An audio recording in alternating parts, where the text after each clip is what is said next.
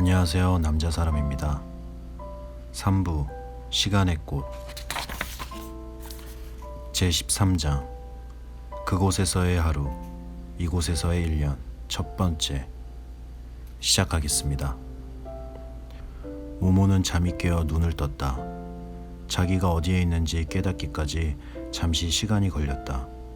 모모는 자기가 옛 원형 극장터 풀이 웃자란 돌계단 위에 있는 것을 깨닫고 어리둥절했다. 조금 전 아무데도 없는 집에서 호라 박사와 같이 있지 않았던가?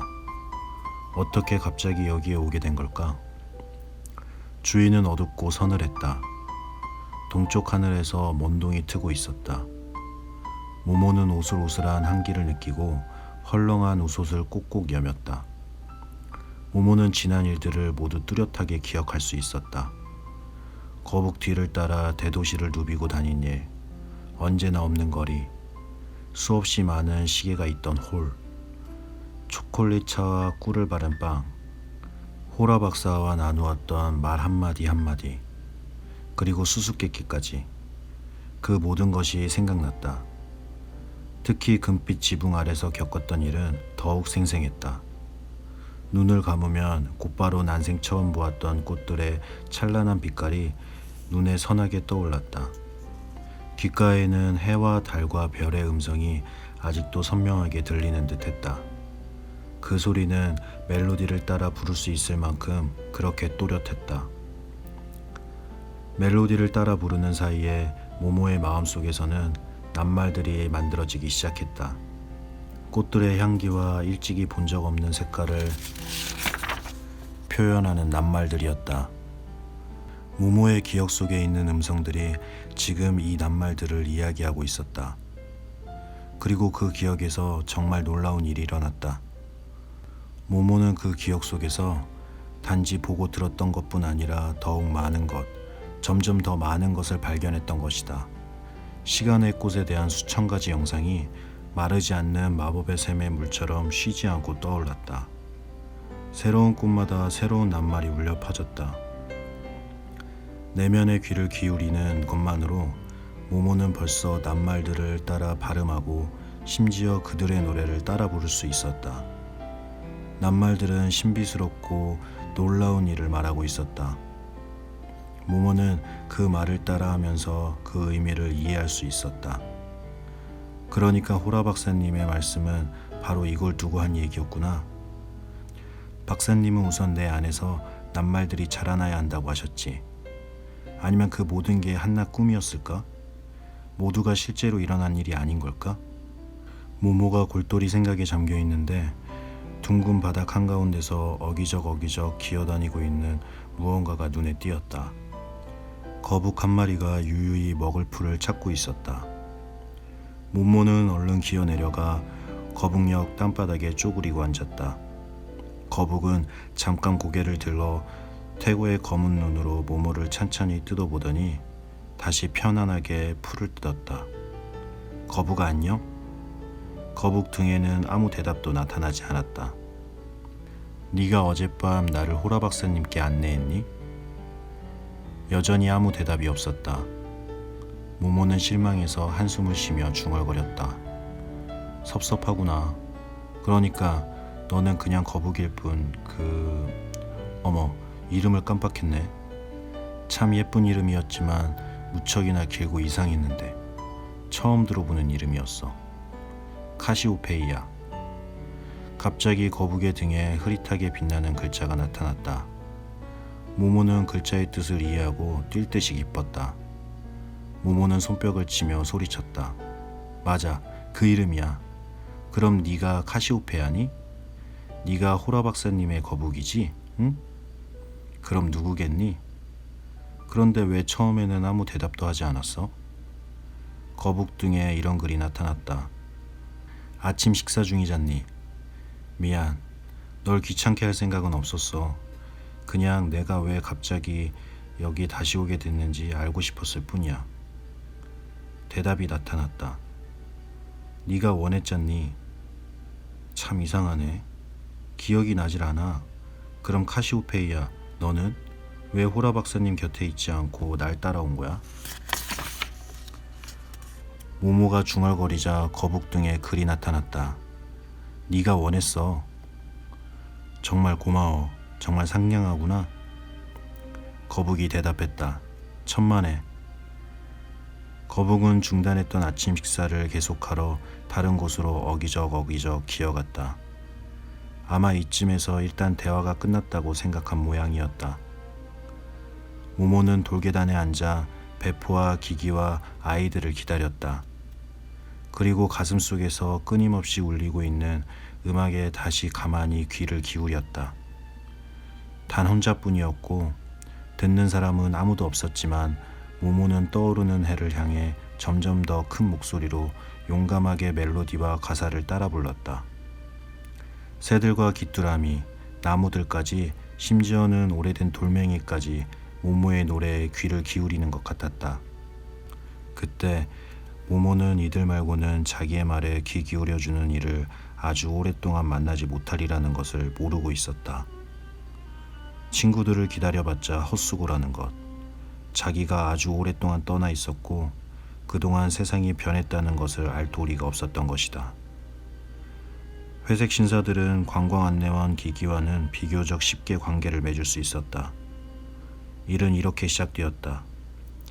약 1년 전, 그러니까 모모가 아무 흔적 없이 갑자기 사라져버린 며칠 뒤에 기기에 대한 꽤 긴 기사가 신문에 실렸다. 기사에는 마지막 남은 진짜 이야기꾼 이라고 쓰여 있었다.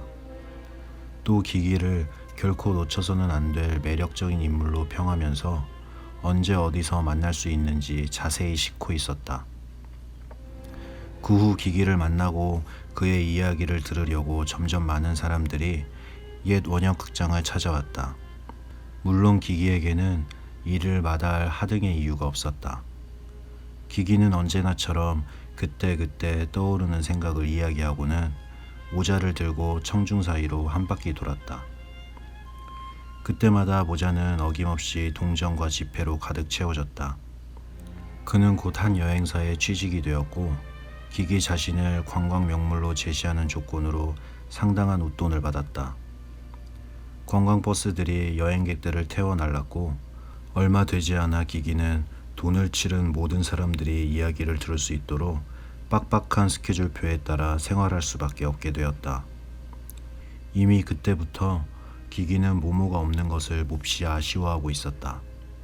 제 아무리 돈을 갑절로 준다고 해도 똑같은 이야기를 2번 다시 반복하는 일은 여전히 애써 피하고 있었지만 도무지 이야기에 흥이 붙지 않았다. 몇 달이 지나자 기기는 옛 원형극장에 직접 나타나 모자를 들고 다닐 필요가 없어졌다. 라디오 방송국에서 끌어갔고 곧이어 텔레비전도 가세했다. 그는 일주일에 3번씩 수백만의 시청자 앞에서 이야기를 들려주며 엄청난 돈을 벌었다. 그 사이 기기는 원래 살고 있던 옛 원형극장 근처를 떠나 부자들과 유명인사들이 살고 있는 도시의 다른 구역으로 이사를 갔다. 그는 잘 손질된 공원 한가운데에 있는 커다란 현대식 주택을 세내어 살았다. 그는 더 이상 스스로를 기기라고 부르지 않고 기롤라모라고 불렀다. 물론 예전처럼 언제나 새로운 이야기를 꾸며내는 일은 벌써 오래전에 그만두었다. 도무지 그럴 시간이 없었던 것이다. 기기는 자신의 기발한 착상을 경제적으로 활용하기 시작했다. 이제 그는 하나의 착상에서 곧잘 5개의 다른 이야기를 만들어냈다. 그래도 늘어나는 수요를 감당할 수 없자 그는 어느 날 절대로 해서는 안 되는 일을 저지르고 말았다. 바로 모모에게만 들려주었던 이야기 가운데 하나를 공개했던 것이다. 다른 모든 이야기들처럼 이 이야기도 단숨에 꿀꺽 삼켜졌고 금방 다시 잊혀졌다. 사람들은 기기에게 점점 더 많은 이야기를 해달라고 요구했다. 엄청난 속도에 어리 빠진 기기는 모모에게만 들려준 이야기를 정신없이 차례차례 털어놓았다.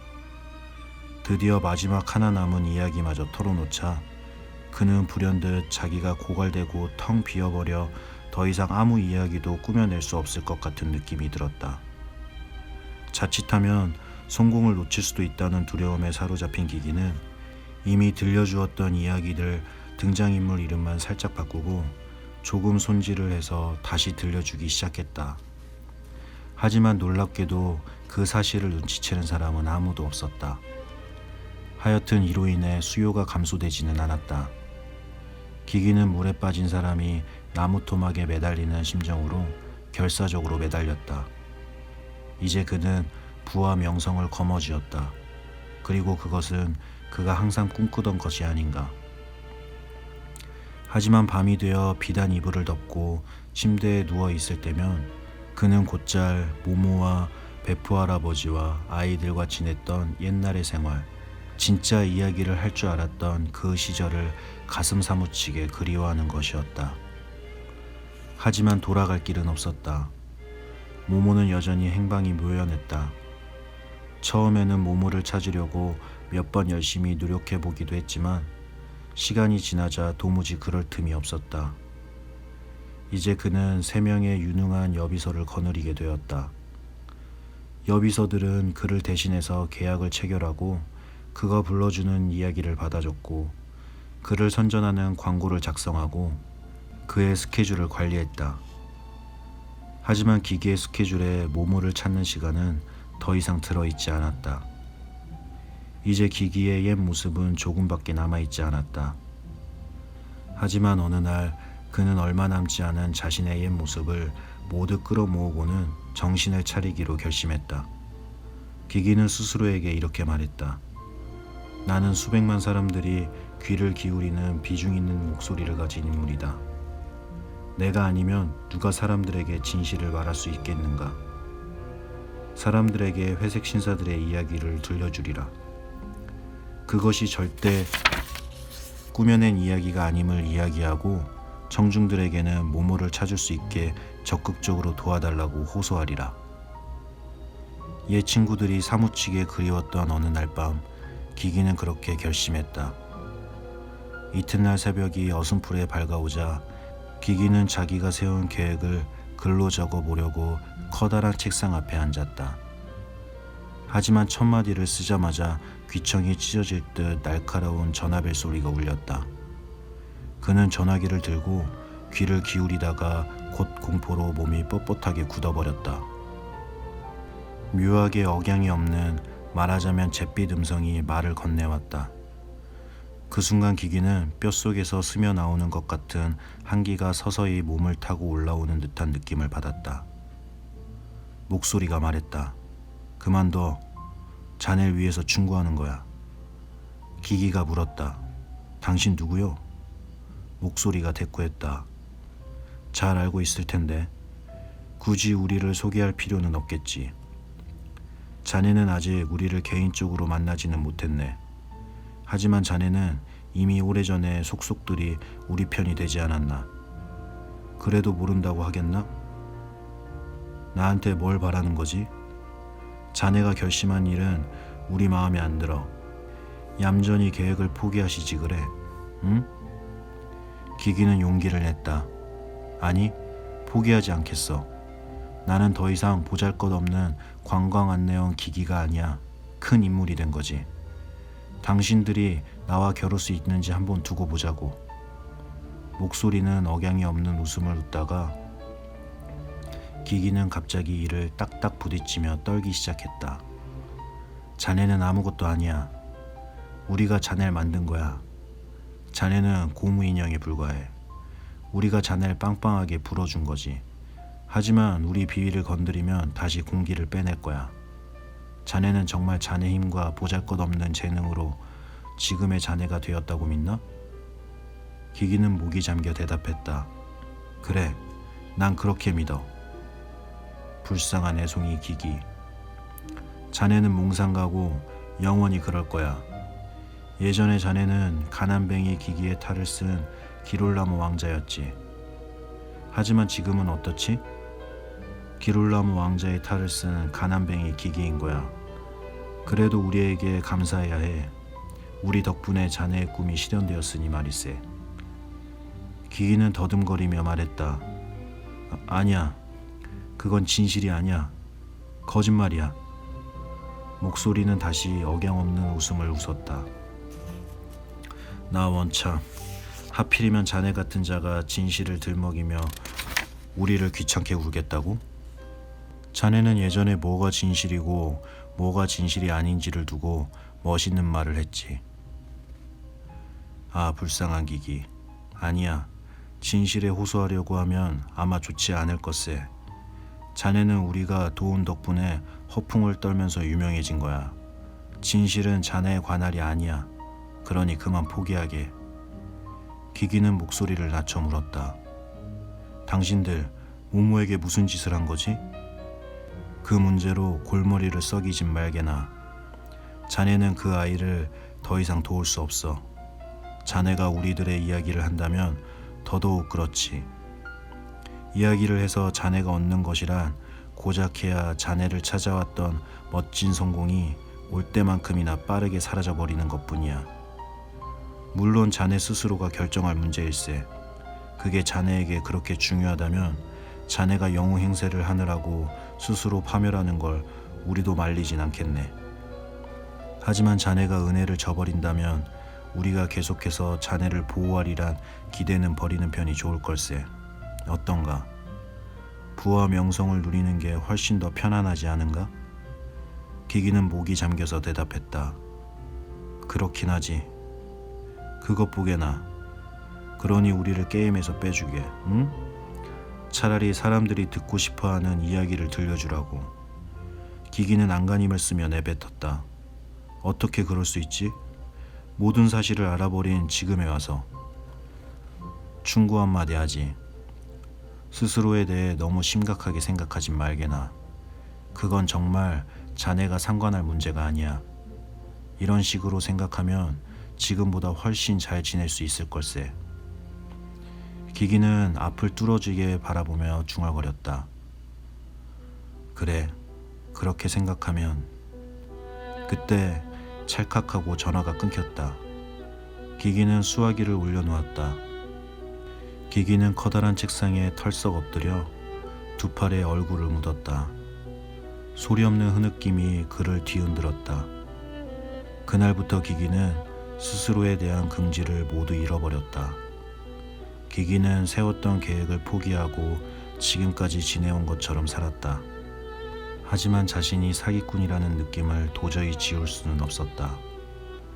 예전에 그는 상상이 춤추며 인도하는 길을 아무 걱정 없이 따라갔었다. 하지만 이제는 거짓말을 하고 있었다. 그는 스스로 청중의 어릿광대이자 꼭두각시가 되었다. 기기 자신도 그 사실을 잘 알고 있었다. 기기는 자기가 하는 일을 혐오하기 시작했다. 그러자 그의 이야기는 점점 어리석어지거나 아니면 아주 감상적으로 되어갔다. 하지만 그것은 그의 성공에 조금도 누가되지 않았다. 오히려 그 반대였다. 사람들은 그것을 새로운 스타일이라고 불렀으며 그것을 흉내내려고 애쓰는 이들도 있었다. 그것은 곧 누구나 너나 할 것 없이 따르려고 하는 대유행이 되었다. 그러나 정작 기기는 아무런 기쁨도 느낄 수가 없었다. 그는 이제 이 모든 것에 대해 누구에게 감사해야 하는지 분명히 알고 있었다. 얻은 것은 아무것도 없었다. 오히려 모든 것을 잃어버린 것이다. 하지만 기기는 여전히 이 약속 저 약속을 지키기 위해 자동차를 타고 바삐 돌아다녔다. 가장 빠른 비행기를 탔으며 어디에 있든 어디를 가든 언제나 옷만 살짝 갈아입힌 예전의 이야기들을 여비서들에게 받아 적게 했다. 그는 각 일간지에 보도된 것처럼 놀라울 정도로 풍부한 창작력을 갖고 있었다.